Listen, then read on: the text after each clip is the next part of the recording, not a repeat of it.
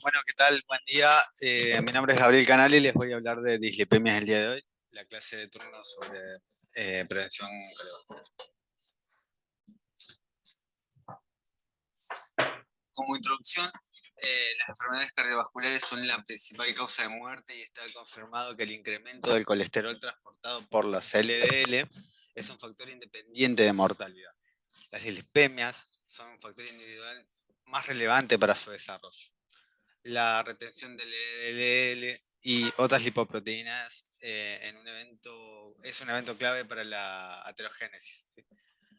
La Declaración de las Naciones Unidas sobre Enfermedades Crónicas No Transmisibles propone como objetivo para el 2025 disminuir el 25% la enfermedad aterosclerótica prematura y para eso su meta es reducir 20% los niveles altos de colesterol total. Eso es como una premisa, ¿no? En nuestro país, las últimas mediciones sobre prevalencia de los factores de riesgo cardiovasculares muestran un aumento del sedentarismo, la obesidad y la diabetes, además de la hipercolesterolemia durante los últimos años. La proporción de niños y adultos con niveles óptimos de todos los determinantes de la salud es extremadamente baja, es decir, hay un deterioro, digamos, en vez de una mejoría, y este objetivo que planteó las Naciones Unidas en primera instancia, por lo menos para los países subdesarrollados del tercer mundo, se ve como muy distante. Eh, Al costado de lo que vemos una pirámide de impacto de salud, básicamente lo que grafica son como a medida que, digamos, va perdiendo impacto los efectos poblacionales o efecto a gran escala, digamos, hacia la punta, son más importantes los efectos individuales o del propio paciente, ¿no? Tenemos como base de todo los factores socioeconómicos, después cambiar el contexto para que las decisiones individuales sean saludables, es decir, todo el entorno que rodea al paciente que es cardiovascular, ¿sí?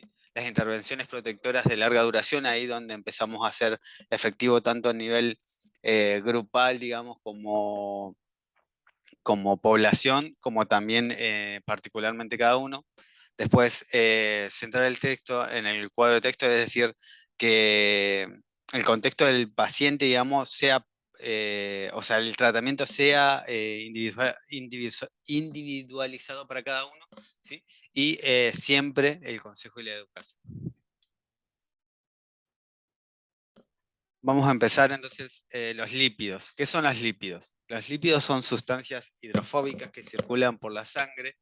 El colesterol, los triglicéridos y los fosfolípidos son en general, ¿sí? Lo hacen unidos a proteínas que se llaman apolipoproteínas o en la abreviatura APO, que van constituyendo macromoléculas complejas denominadas estas, las lipoproteínas, que tienen la característica de que son anfipáticas, es decir, que tienen un dominio hidrofílico y un dominio hidrofóbico. La parte hidrofílica es la que está en contacto con la sangre, digamos, con los líquidos, y la parte hidrofóbica queda hacia la porción interna, estando fuera de contacto con la sangre. Cada lipoproteína contiene todos los lípidos mencionados, pero en diferentes proporciones. Eso es importante saberlo cuando hablemos de las lipoproteínas. Los lípidos biológicos son los ácidos grasos, las ceras, los eicosanoides, los monoglicéridos, los diglicéridos, triglicéridos, fosfolípidos, esfingolípidos, entre otros. ¿Sí? Tenemos las vitaminas liposolubles, la A, D, E y K. Y las funciones incluyen contribuir esencialmente las membranas biológicas en el almacenamiento de energía y como modificadores de moléculas de señalización, por ejemplo, entre otras eh, funciones. Las lipoproteínas se pueden clasificar de acuerdo a diferentes criterios. El más utilizado es la densidad de la lipoproteína, y a partir del cual se reconocen lipoproteínas de muy baja densidad, las VLDL, de intermedia IDL, de baja LDL y de alta densidad, las HDL. ¿Sí? Nuestros objetivos siempre en primera instancia en esta clase va a ser sobre todo dirigida a las LDL, que son las que más ricas en colesterol, pero saber que también hay otro tipo de lípido y también hay objetivos secundarios que se van logrando. ¿Sí? El colesterol que se encuentra en las placas de ateroma proviene de las lipoproteínas con ApoB, que vuelvo a decir son las proteínas que se unen, estas que tienen características anfipáticas, ¿sí? la tipo B son una de estas proteínas, tanto los LDL y la lipasa A como las lipoproteínas ricas en triglicéridos son las que tienen ApoB. La mayor parte del colesterol, la parte del LDL, contienen la mayor parte del colesterol que es aportado por la LDL debido a que es la que en más concentración está en sangre. Acá hay un gráfico a la derecha, perdón, un esquema a la derecha donde vemos las diferentes lipoproteínas con su variabilidad de concentración de colesterol. En amarillo, ¿sí? Son los ésteres de colesterol, que vemos como la LDL es rica en estos. ¿Sí? El colesterol no HDL representa el colesterol transportado por todas las lipoproteínas aterogénicas. ¿Sí? Podemos ver que el colesterol no HDL es igual al colesterol total menos el colesterol HDL. ¿Sí? Es comparable con el colesterol LDL, ¿sí? O la lipoproteína LDL como predictor de riesgo cardiovascular. O sea, lo que podemos ver, vamos, dentro de los perfiles diagnósticos, los perfiles lipídicos que podemos pedir, hay un montón de formas de informarlo, pero una de estas, o lo que tiene significancia clínica, básicamente es el colesterol no HDL, que en su gran mayoría es LDL. Las lipoproteínas en particular, o apolipoproteínas, tienen cuatro papeles principales. La producción y la secreción de lipoproteínas, como dijimos, está la apoproteína A y la B, y dentro de las B hay un montón de tipos, dentro de la A también. Eh, Participar en la integridad estructural de las lipoproteínas, como la apoproteína B, la E, la I y la AH, ¿sí? Como coactivadoras o inhibidores de enzimas, también hay otro tipo de apolipoproteínas, y como unión o anclaje a los receptores y proteínas específicas para la captación celular de todas las partículas o la captación selectiva de los componentes lipídicos. El sistema de transporte de lipoproteínas tiene dos misiones principales: un transporte eficiente de los triglicéridos desde el intestino y el hígado hasta sus puntos de utilización en el tejido graso o muscular, y el transporte del colesterol a los tejidos periféricos para la síntesis de membranas y la producción de hormonas esteroideas, o al hígado para la síntesis de ácidos biliares. Este es esquemático, simplemente ya habíamos visto en un esquema anterior de una lipoproteína, ¿sí? Como vemos, tiene una porción proteica que cuenta con las apoproteínas, ¿sí? O apolipoproteínas, que son nuevamente, tienen esta característica de anfipáticas. ¿Sí? Los triglicéridos adentro, los fosfolípidos de membrana y los ésteres de colesterol hacia la porción interna de la lipoproteína. Fisiología de los lípidos y, digamos, el metabolismo en particular, ¿sí? Este gráfico resume toda la circulación y cómo van cambiando los lípidos a la vez que van circulando y van pasando por diferentes órganos, ¿sí?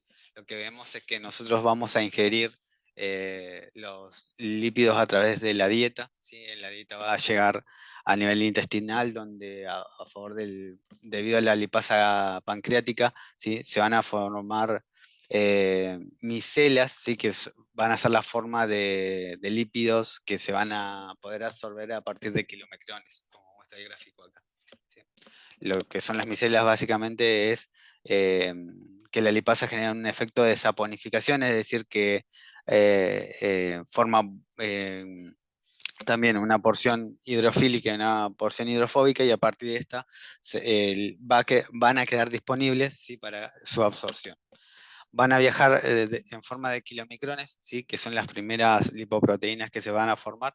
Van a pasar al torrente sanguíneo, primero por circulación portal hacia el hígado, ¿sí? Y también van a pasar a circulación general, ¿sí? En este primer paso por el hígado, ¿sí? Por acción propia del hígado, lo que van a hacer va a retener diferentes grados de colesterol y de triglicéridos, ¿sí? Y a partir de esto va a quedar un remanente de kilomicrones, es decir, esta lipoproteína se va a ir achicando en cuanto a cantidad de volumen de colesterol, ¿sí? Y va a seguir circulando por la sangre, ¿sí? En la sangre, a nivel de los capilares, se va a encontrar con la lipoproteína lipasa, ¿sí? Que va a generar su acción sobre los triglicéridos, y va a tomar de ellos y va va digamos, degradarlos y formar ácidos grasos libres. ¿Bien? Además, cuando los kilomicrones pasan por el hígado, ¿sí? Van a ser escindidos, digamos, o van a formar las moléculas de VLDL. Esto es que a los kilomicrones se le va a agregar, como son ricos en todos tipos de lípidos, lo que se le hace, se le agrega más colesterol al nivel del hígado y más triglicéridos, ¿sí? Van a pasar a la circulación como VLDL, ¿sí? Y a partir de estos van a volver a circular, van a pasar por los capilares, van a sufrir este efecto enzimático por la lipoproteína lipasa, ¿sí? Y van a estar disponibles tanto para el tejido muscular como para el tejido graso, ¿sí? Para su utilización como energía o como depósito, ¿sí? A partir de esto, cuando van perdiendo ácidos grasos, ¿sí? Lo que vemos acá en el gráfico, se van transformando las VLDL, que tienen menos cantidad de colesterol y triglicéridos, se van a transformar en IDL, que pueden volver a pasar por hígado, ¿sí? O se pueden transformar en LDL ya por su baja cantidad de triglicéridos, ¿sí? Debido a los ácidos grasos libres que se van formando y se van tomando, ¿sí? Quedan ricas en colesterol, sí, que estas van a seguir circulando por la sangre y van a llegar a ser o depósitos de colesterol en los adipocitos, o por ejemplo lo que esquematiza en esta porción es cuando tenemos alguna lesión o en una activación endotelial, ¿sí? Debido a alguna lesión endotelial, también van a quedar varados en la circulación a partir el vaso sanguíneo, y van a formar las placas de ateroma, ¿sí?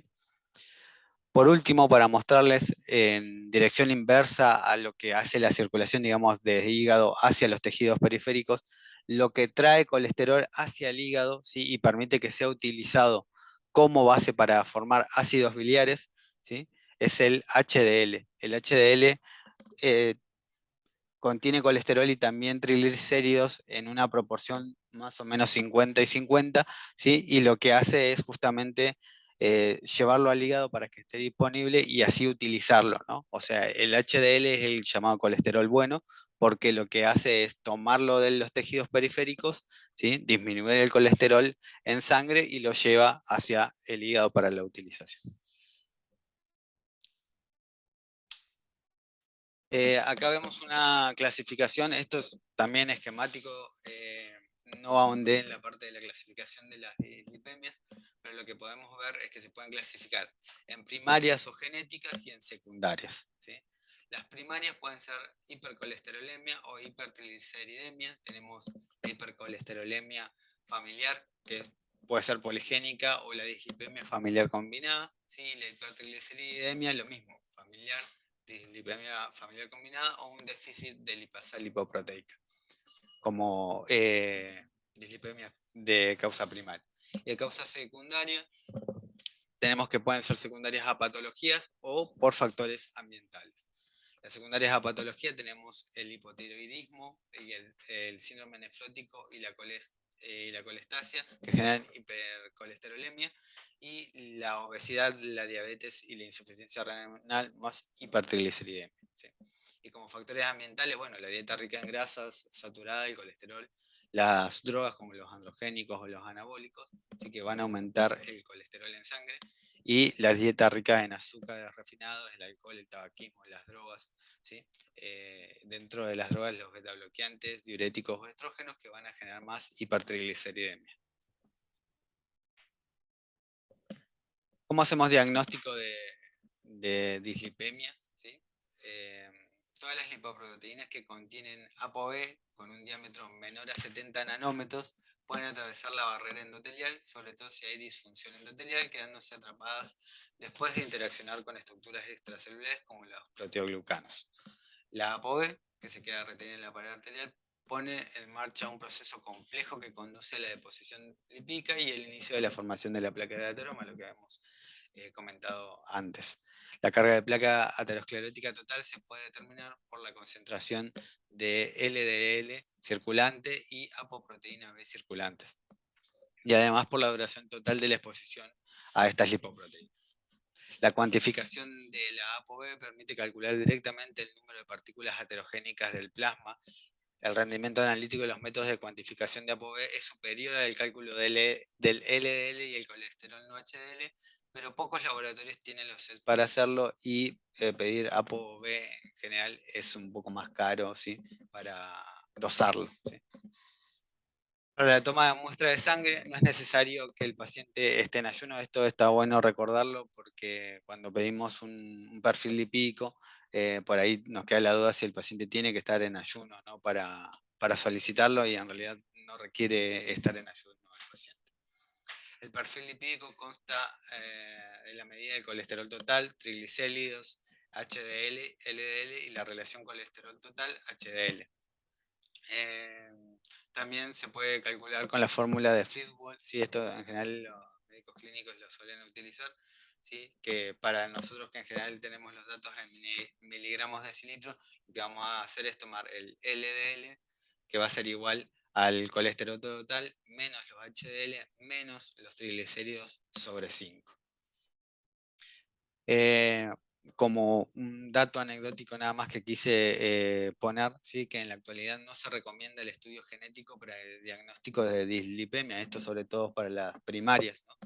El mismo estaría reservado para confirmar el diagnóstico clínico de hipercolesterolemia familiar en el caso índice y para facilitar el diagnóstico de los familiares. O sea, si yo sospecho que un paciente tiene hipercolesterolemia familiar, puedo solicitar el estudio, ¿sí? Y también para la pesquisa en familiares, pero no está recomendado de rutina. Eh, una vez hecho el diagnóstico de dislipemia, ¿sí? Lo que tenemos que hacer es hacer la valoración de riesgo cardiovascular en el paciente, ¿sí? Lo que tenemos es que, acorde a la evidencia surgida recientemente, se ha decidido mantener el concepto que es beneficioso alcanzar las metas o los objetivos de HDL, ¿sí? Y de LDL según el riesgo de los pacientes, alcanzando niveles más bajos de colesterol en los sujetos con mayor riesgo cardiovascular, el cual se calcula con estas tablas, que son las tablas de la OMS que nosotros venimos viendo hace ya un tiempo, ¿sí? Hay diferentes tablas para diferentes tipos de población. Esta es la que nos corresponde a nosotros de Latinoamérica, ¿sí? Y lo que nos grafica la tabla, básicamente tenemos personas con diabetes, personas sin diabetes, ¿sí? Tenemos la clasificación según los años de vida, ¿sí? De 70 a 40 años, ¿sí? Y a partir de esto, los subsectores, es decir, mayores de 70, 70, 72, 74, 76 cada 2 años, ¿sí? Vemos los cuadros. Y lo que vamos a ver es que además está dividido por géneros, vemos hombres y mujeres, y también por los que consumen o no tabaco, ¿sí? Con esto vamos y la presión arterial, que me había olvidado, que está sobre el eje a la derecha, ¿sí? Y el colesterol abajo. A partir de esto, vamos a sectorizar o localizar nuestro paciente en uno de los cuadros. Ese cuadro tiene un color diferente, van a ver que varía desde amarillo a rojo muy oscuro o muy intenso, ¿sí? Que esto nos va a hablar justamente de gravedad por los colores del semáforo, ¿sí? Y lo que vemos es que la correlación, si el paciente tiene en color verde, digamos, está en un cuadro verde, vemos que tiene un riesgo menor al 10% cardiovascular, ¿sí? Lo que nos dice que lo ideal sería los cambios en el estilo de vida. Si el riesgo está en amarillo, es del 10 al 20 y menos del 20%, ¿sí? Es un riesgo moderado, y lo que nos recomiendan es el monitoreo cada 6 a 12 meses, ¿sí? Asociado al inicio o no de tratamiento preventivo para la prevención cardiovascular. Y dentro del tema que nos atañe a nosotros, ya recomienda el inicio de hipolipemiantes, ¿sí? El riesgo en anaranjado, digamos, de 20 a menor al 30% es de alto riesgo de sufrir episodios cardiovasculares, el monitoreo debe ser más intenso y ya acá están con tratamiento. Y el riesgo en rojo, mayor al 30%, ¿sí? Muy alto riesgo de sufrir episodios cardiovasculares, monitoreo más continuo, como para la valoración del riesgo cardiovascular. Y para asociado a, digamos, la valoración clínica con lo que nosotros podemos obtener, también las guías recomiendan las técnicas de imagen como para hacer un suplemento de la clasificación de riesgo y eventualmente definir los pacientes, ¿no? Las técnicas de imágenes no invasivas son capaces de detectar aterosclerosis, estimar el grado de afectación vascular y las consecuencias clínicas. La detección del índice de calcio coronario mediante la TAC sin contraste proporciona información sobre la carga aterosclerótica y se asocia estrechamente con los eventos cardiovasculares. La identificación de una estenosis luminal coronaria mayor al 50% y la determinación de la composición de la placa mediante angiotac también añaden valor pronóstico. ¿Sí? O sea, una es sin contraste, la otra es con contraste. La evaluación por imagen de enfermedad aterosclerótica en pacientes asintomáticos con riesgo bajo o moderado favorece el tratamiento con estatina. Esto quiere decir que si bien yo realizo la clasificación dentro de mi cuadro ¿sí? de la OMS y me da en verde, es decir, es de bajo riesgo, pero sospecho que el paciente por antecedentes o por lo que me comenta, que tiene una dieta rica en lípidos, por ejemplo, tiene riesgo de tener enfermedad aterosclerótica, yo puedo utilizar estos estudios para, si bien el paciente me da en riesgo clínico bajo, yo puedo iniciar tratamiento, digamos, para prevención primaria de enfermedad cardiovascular con estatinas, ¿sí? Que es lo que utilizamos, debido a que tengo un estudio que me da positivo para enfermedad aterosclerótica. Los sujetos asintomáticos con riesgo moderado pueden ser reclasificados a una categoría de riesgo superior si presentan un índice de calcio, ¿sí? de Agason mayor a 100 y se documenta carga aterosclerótica carotidia o femoral por ecografía. Acá vemos los dos esquemitas, una angiotac y una eco de vasos del cuello, ¿sí? Simplemente para mostrar las imágenes. Como recomendación esto de la Sociedad Europea Cardiovascular, ¿sí? Se debe, sí, se debe considerar la carga de placa arterial carotida femoral en la ecografía arterial como modificador de riesgo en los sujetos con riesgo bajo o moderado. Y se puede considerar evaluar el índice de calcio coronario con TAC como modificador de riesgo cardiovascular en personas asintomáticas con riesgo bajo o moderado, lo que comentamos antes. Las estrategias terapéuticas. Una vez hecho el diagnóstico y haber clasificado a nuestro paciente, tenemos que pensar en el tratamiento de la estrategia terapéutica. ¿Sí? Como recomendación, las personas aparentemente sanas con riesgo de enfermedad cardiovascular alto o muy alto, ¿sí? Así como aquellos con enfermedad aterosclerótica establecida o diabetes, se recomienda intensificación gradual del tratamiento teniendo en cuenta el riesgo de cada uno, ¿sí? El riesgo cardiovascular de cada uno, el beneficio del tratamiento y los modificadores de riesgos y las preferencias del paciente, ¿sí? Como tópico inicial. El tratamiento se debería centrar en la consecuencia de cifras de LDL tan próximas a los objetivos como sea posible, y el tratamiento debe ser una decisión conjunta entre el médico y el paciente. Acá lo que tenemos es los objetivos, ¿sí? Tanto en las guías del 2016 como la 2019 como una comparación de los objetivos establecidos. Esto es según ESC, ¿sí? Según las guías europeas. Tenemos que para muy alto riesgo en 2016 era un valor del LDL menor a 70 miligramos de decilitro, y en las guías del 2019 han bajado ese valor a menor de 55 miligramos de decilitro o una reducción del 50%, o menos de 40 miligramos de decilitro si hay recurrencia del evento en los primeros 2 años, a pesar de la máxima dosis tolerada de estatinas. ¿Sí? De alto riesgo, menor a 100 miligramos era en 2016, se ha ido bajando el objetivo a menor de 70 miligramos de decilitros y una reducción mayor al 50%. Para lo de moderado riesgo menor a 100 miligramos de decilitro, ¿sí? Y de bajo riesgo menor a 115 miligramos de decilitros de LDL.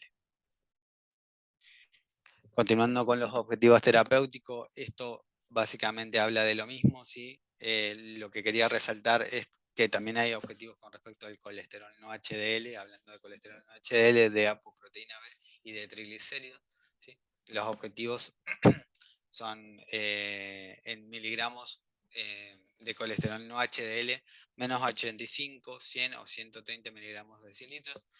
para personas con riesgo muy alto, alto o moderado respectivamente, ¿sí? Para la apoproteína B, ¿sí? Menor a 65, 80 y 100 miligramos para personas de muy alto, alto o moderado riesgo, ¿sí? Y con respecto a los triglicéridos no hay un objetivo, ¿sí? Pero lo que se desea es que sea menor a 150 miligramos de 6 litros, que indica un menor riesgo, ¿sí? Los valores más altos indican que se debe buscar otros factores de riesgo, ¿sí? Pero no hay asociación directa de triglicéridos y enfermedad cardiovascular, por lo menos hasta el momento. ¿Bien?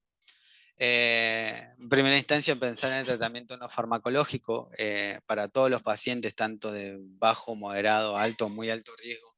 Se recomienda el tratamiento no farmacológico en diferentes escalas, ¿no? Vamos a tener intervenciones en el estilo de vida para reducir las cifras del colesterol y los LDL, que van a hacer evitar las grasas trans, reducir las grasas saturadas de la dieta, aumentar la fibra de la dieta, usar alimentos funcionales enriquecidos con fitoesteroles, usar suplementos de levadura roja de arroz, reducir el exceso de peso corporal, reducir el colesterol de la dieta. ¿Sí? Vamos a tener intervenciones en el estilo de vida para reducir la concentración de las lipoproteínas ricas en triglicéridos, como reducir el exceso de peso corporal, disminuir el consumo de alcohol, aumentar la actividad física, reducir el consumo total de hidratos de carbono, aumentar el consumo de suplementos omega 3, ¿sí? Reducir el consumo de monosacáridos y sacáridos. Y las intervenciones en el estilo de vida para aumentar la concentración del HDL, ¿sí? Evitar las grasas trans en la dieta, aumentar la actividad física, reducir el exceso de peso, si están en todas, y además dejar de fumar. Como tratamiento farmacológico, ¿sí?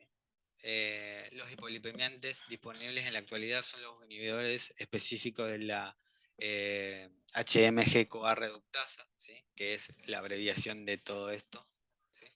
Que son básicamente las estatinas, los fibratos, los secuestradores de ácidos biliares y los inhibidores selectivos de la absorción del colesterol, como la ezetimibe.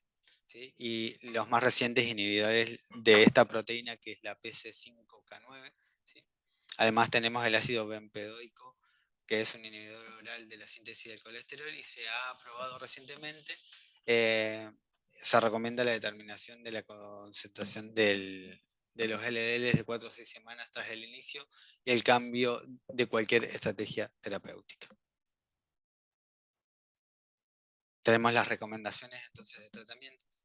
Se recomienda prescribir estatina de alta intensidad hasta la dosis máxima tolerada para alcanzar los objetivos de LDL establecidos para cada grupo de riesgo específico. Esto es una indicación clase 1, nivel de evidencia A.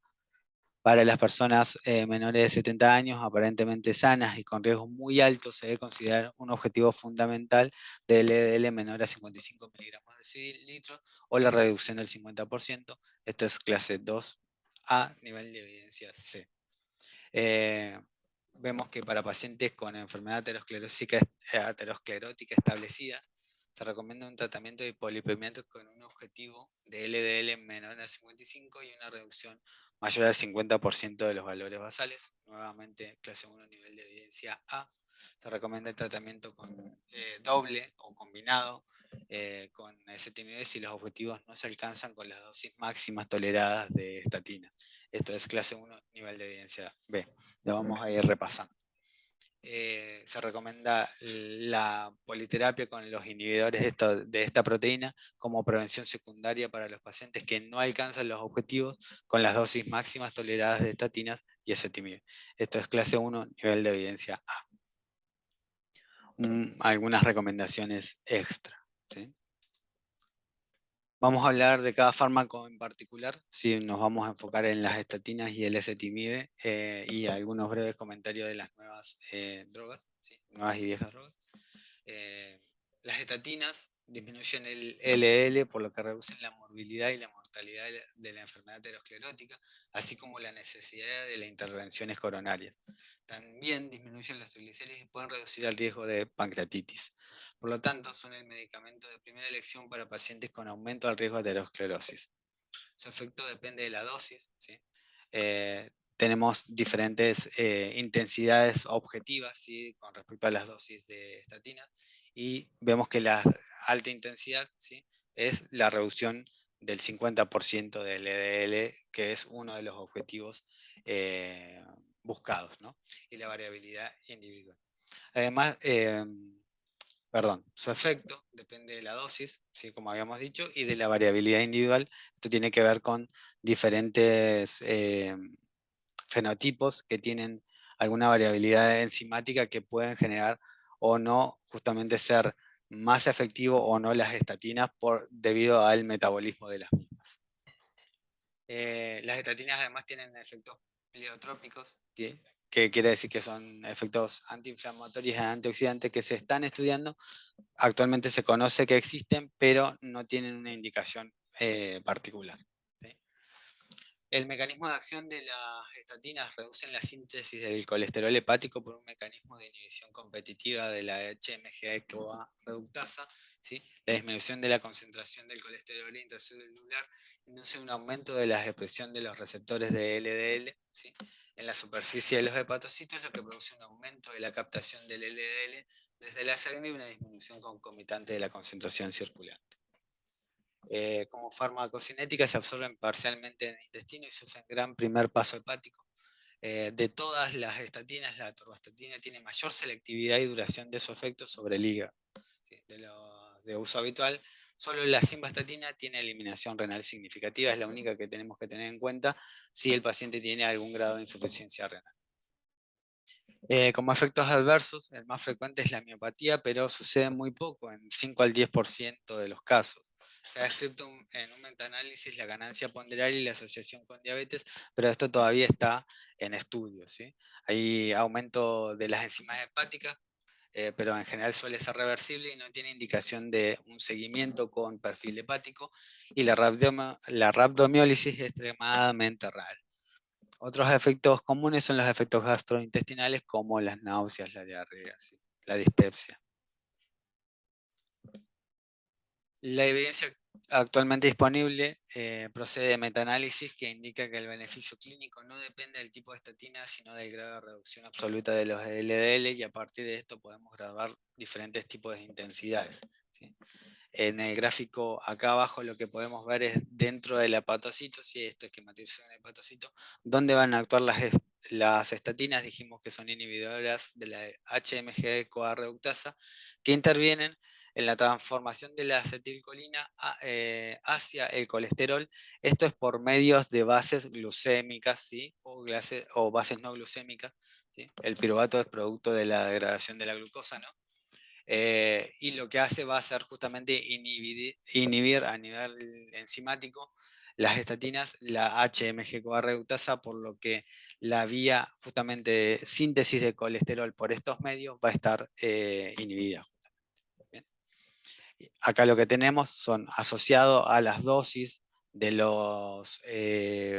de las estatinas, ¿sí? Justamente la intensidad, ¿sí? Y vamos a ver la reducción en porcentaje del LDL. ¿Sí? Vemos que para la atorvastatina, con una dosis de 40 miligramos, que es lo que nosotros usamos habitualmente, podemos hablar que tiene una reducción del 49% de los LDL.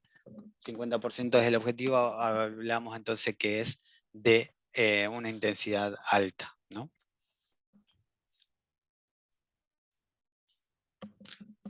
Evidencia científica. Un metaanálisis a gran escala de los datos del CTT, que es Cholesterol Treatment Trialist, incluyó a 170.000 pacientes, ¿sí? Participantes, con 26 ensayos clínicos aleatorizados sobre estatinas, y demostró que el 10% de la, demostró el 10% de la reducción proporcional en la mortalidad por cualquier causa, y un 22% de la reducción proporcional en la mortalidad por MACE o por objetivo, ¿no? En infarto, muerte por enfermedad coronaria, ACV o revascularización coronaria, por cada 40 miligramos decilitros de reducción del LDL. El riesgo de eventos coronarios mayores se redujo en un 23% y el riesgo de ACV en 17% por cada 40 miligramos decilitros de LDL de reducción. Este beneficio, ¿sí?, fue más débil en los pacientes con objetivo de prevención primaria de enfermedad cardiovascular. También se reanalizaron los resultados de un estudio que era el estudio WOSCOPS, ¿sí?, que de este reanálisis lo que demuestra es que incluso los pacientes sin diabetes mellitus y un riesgo cardiovascular a 10 años menor a 7,5% obtienen beneficio del tratamiento con estatinas. Las estatinas son eficaces para la prevención de la enfermedad cardiovascular en los ancianos, incluidas las personas de más de 75 años, como otro de los objetivos que demostró.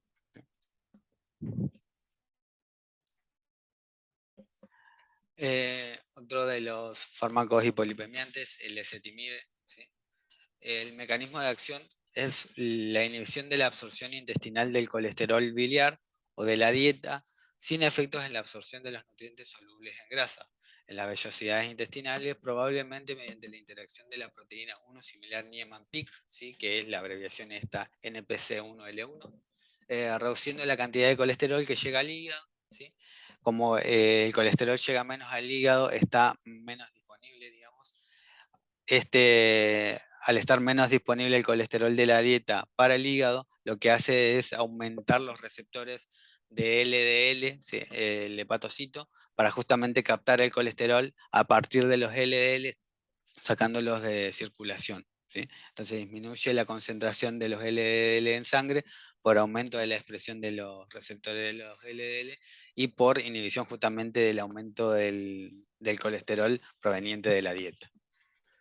Como farmacocinética, se absorbe rápidamente y se metaboliza en su mayor parte a glucoronato de ezetimibe, que es la forma inactiva, ¿sí?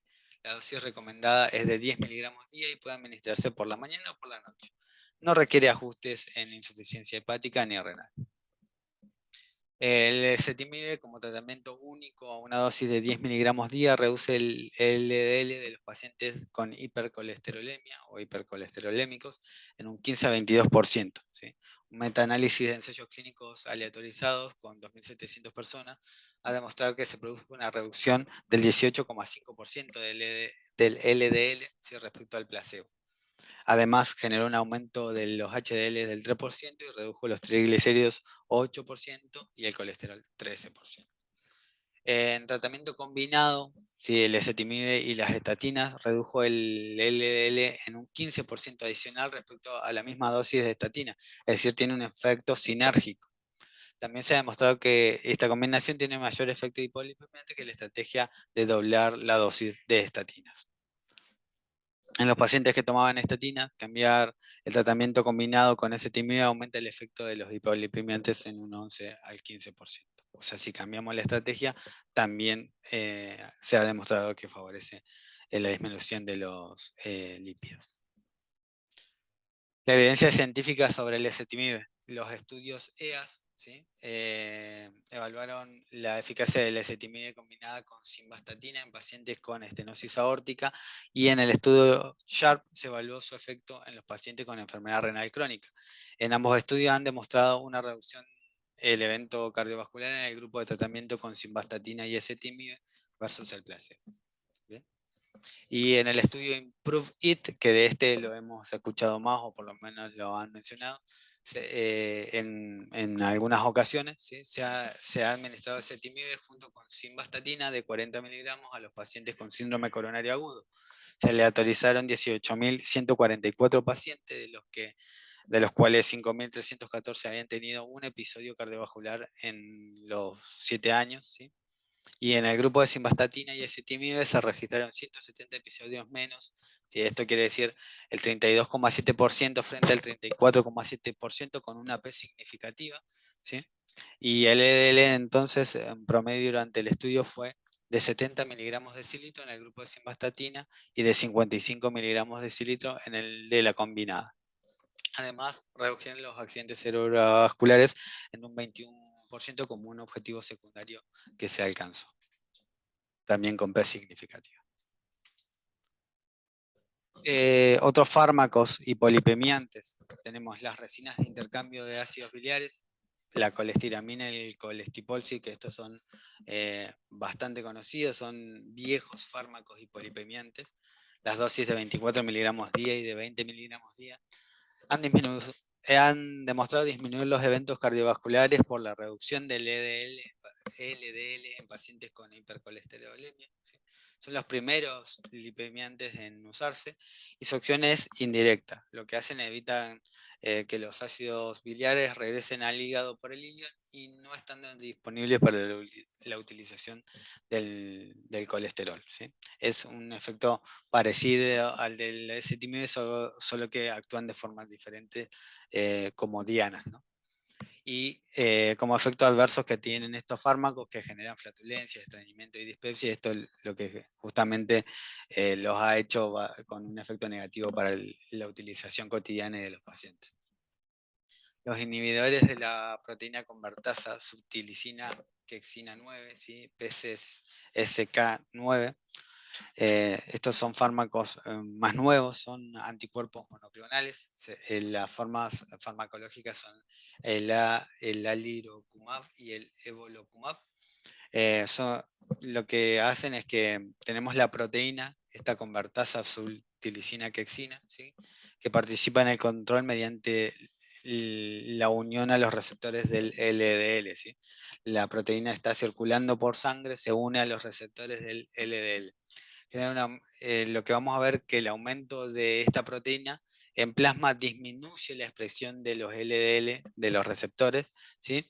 Debido a que induce el catabolismo de estos receptores.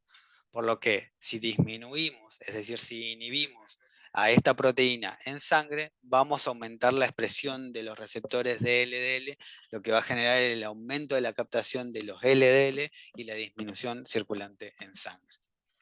Disminuyen hasta el 60% en monoterapia o en combinación con la dosis máxima tolerada de estatinas. También reducen los triglicéridos, aumentan el HDL y las apoproteínas A1 y disminuyen las otras lipoproteínas. Y por último, los fibratos, que sirven principalmente para reducir los triglicéridos y a veces aumentar la concentración de HDL. La evidencia que respalda el tratamiento con estos medicamentos para la reducción de eventos cardiovasculares es escasa y dada la evidencia a favor de las estatinas, no se recomienda el tratamiento sistémico.